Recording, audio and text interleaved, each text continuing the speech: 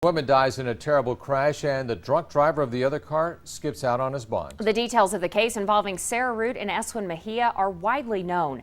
A nagging question in the case: why wasn't Mejia, who was in the country illegally, not watched more closely when he was released? Dave Zavolinsky reports tonight that some believe it has to do with how Nebraska let suspects bond out of jail. I knew when they posted a $50,000 bond, he was going to be gone. $5 grand, that's nothing. So my kid was worth $5 grand and 4 days in jail? No, I don't think so.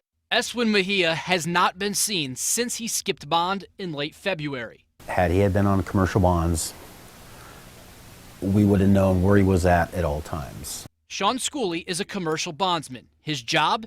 To make sure bad guys like Mejia, who are out on bond, actually show up in court. Judge Jeffrey Marcuzzo set Mejia's bond at $50,000.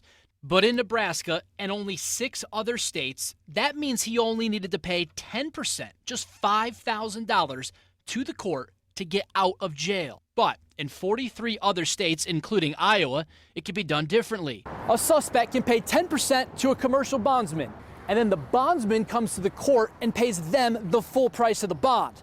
But if the suspect skips, the bondsman is out a whole lot of cash.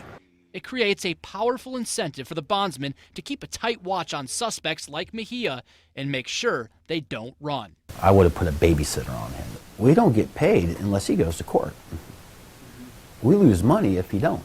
But that doesn't happen in Nebraska. It's only when a felon becomes a fugitive that Captain Wayne Hudson of the Douglas County Sheriff's Office gets involved. His team of 7 people track fugitives. But there are more than 700 outstanding felony warrants in Douglas County alone right now. It's a daunting task, like hunting for a needle in a haystack. That's exactly what it is. Captain Hudson's team does get some help, however. Come to the door now! The Metro Fugitive Task Force also actively searches for the most wanted fugitives, guys like Mejia. And that's the beauty of having all these different task forces across the United States working together. But remember, Mejia wasn't even on their radar until after he skipped his court appearance and likely skipped town, making the task of finding him more difficult and more costly. It's coming out of the public's pocket when these people skip bond and take off. And then, you know, and besides the cost of bringing them back, there's the cost of looking for them. I would like to see more people go through bond because it's more accountability. And that's the whole purpose of this, is accountability. State law in Nebraska does not actually prohibit commercial bondsmen, but because it's so easy for suspects to just put up 10% to the court, there's no incentive to use bondsmen here. If the system would ever be changed, it would have to come from the Nebraska legislature.